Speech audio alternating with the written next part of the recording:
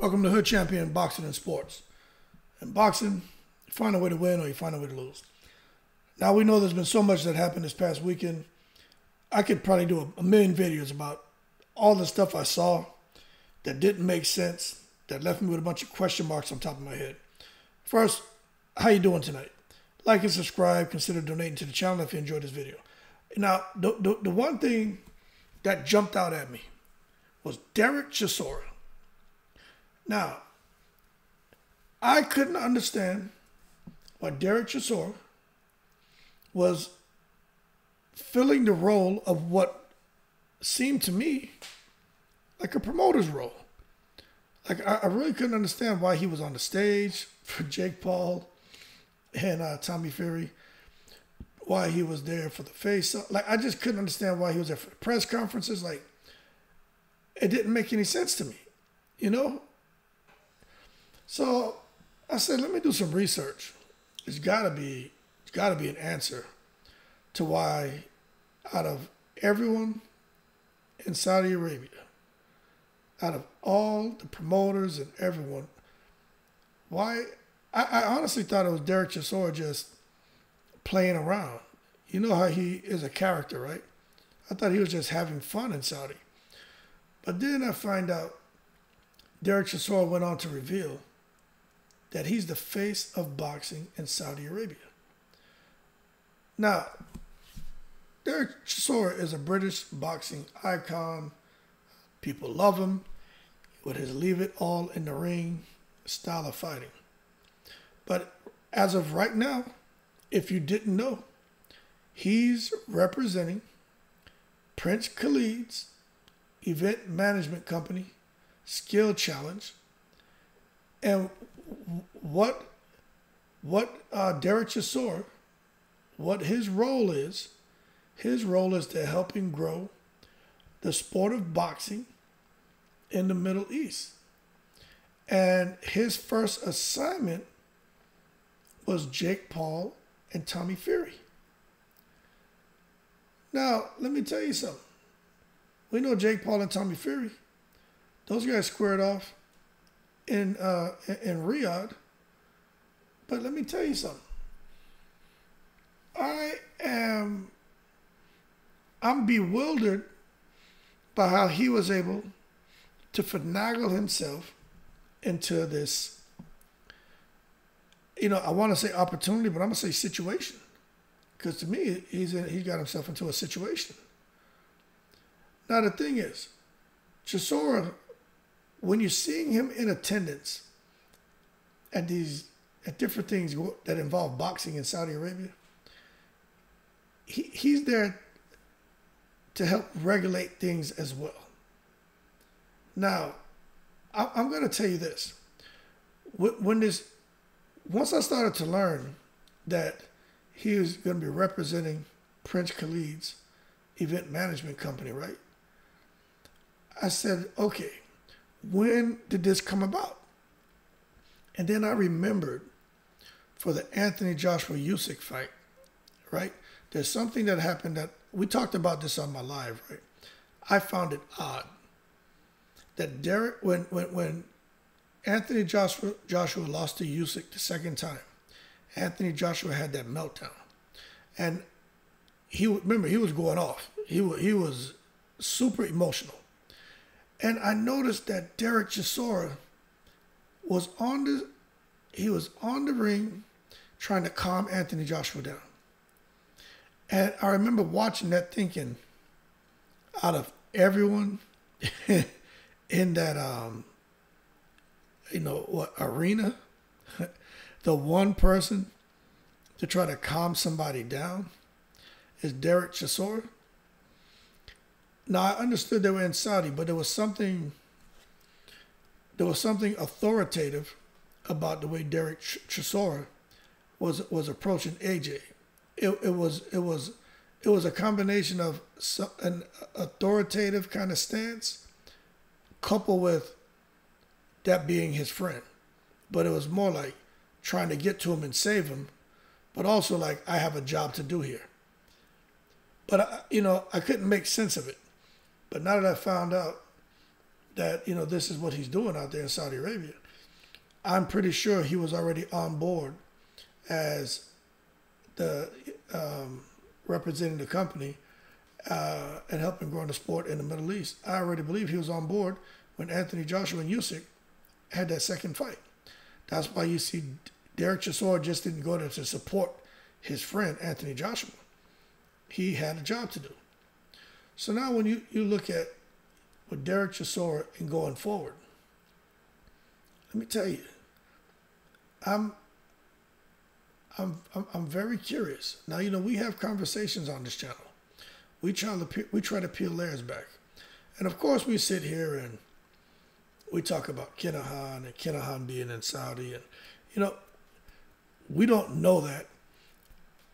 We're just having a conversation, like brainstorming. What we're doing is we're trying to figure out the different moves that are happening in Saudi, and if in fact there's foul play taking place behind the scenes or anything corrupt taking place behind the scenes. But I'm not so sure about all of that. But what I will tell you is I find it extremely odd that out of everyone they could have selected to represent the company for Prince Khalid, why Derek Chisora? He's not the most, and I'm not trying to attack him, but what I'm saying is he's not Eddie Hearn as far as being, when you talk about someone who can articulate things. He doesn't have the best temperament. You know what I'm saying? And he doesn't seem to be the easiest person to work with. But then again, dealing with him as a boxer and dealing with him as a professional in this role, it's two different things.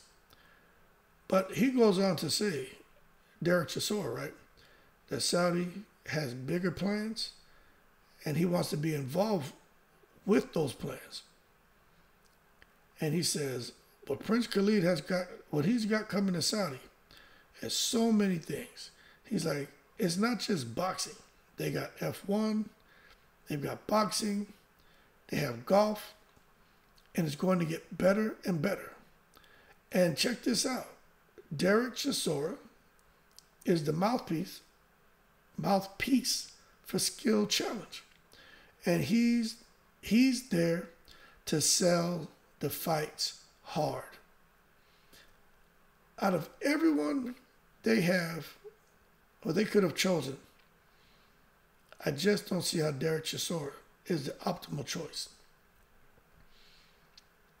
Now, Saudi Arabia has already invested over 1.3 billion pounds in high-profile international sporting events over the past 6 years in a bid to diversify its economy and reduce the country's dependence on oil as a primary source of income through the Vision 2030 campaign.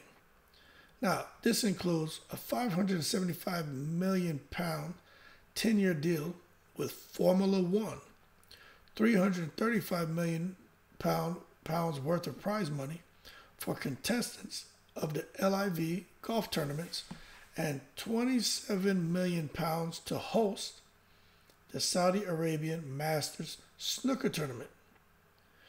And hey, guess who's going to be the mouthpiece and involved intimately with these things? Derek Chisora. Now, meanwhile, boxing's seen a large investment from, the kingdom, as well as multiple big money events being staged over the last few years, including, Anthony Joshua, the rematch with Andy Ruiz, and he fought Usyk. Mayweather had an exhibition out there as well. But what I'm going to tell you is, we know Derek Chisora likes money.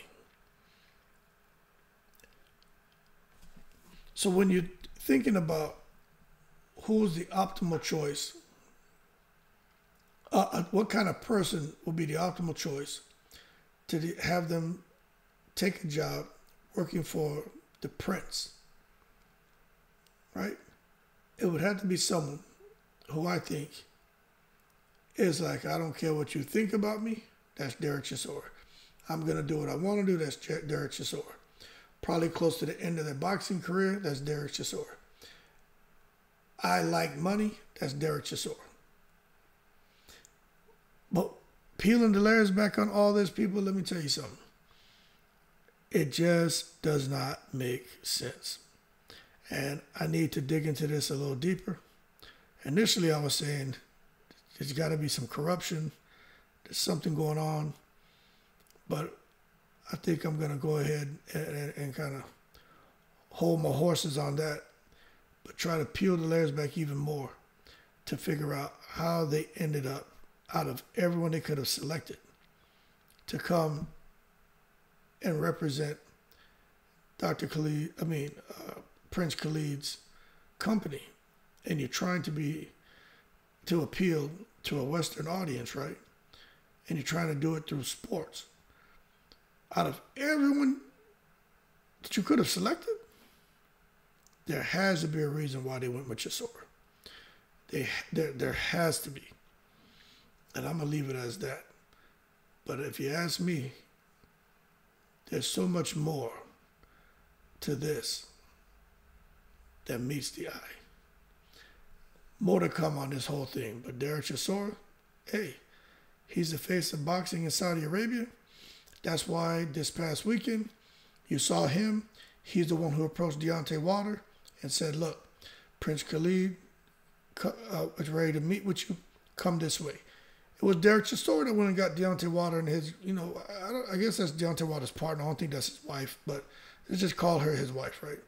He went and got him. It was Derek Chisora when he was there doing the interview with Radio Raheem, when I don't know if it was a princess or someone came out and he just abruptly exited the interview with Radio Raheem and rushed over to make sure whoever that individual was got into the car with no problem and was okay. And basically just making sure there was no issue. And then he came back and continued the interview. But you could see that he was kind of bouncing all over the place. And it wasn't typical someone's there who's there to enjoy themselves. No, he was there doing work.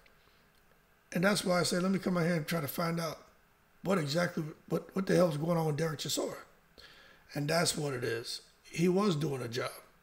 And that's what it was. So he was charged with, just making sure the event was a success.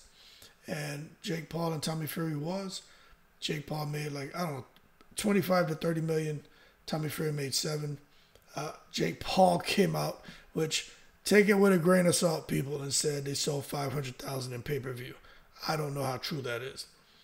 But one thing I do know is Derek Chisora, he's out there involved with Saudi Arabia and bringing boxing and other sports there. And he's the mouthpiece. He's the face of it. It is what it is. But, man, let's see if we can get some more details to find out the real deal. Because I just don't trust anything anybody's saying. Y'all keep cool. I'm in the breeze.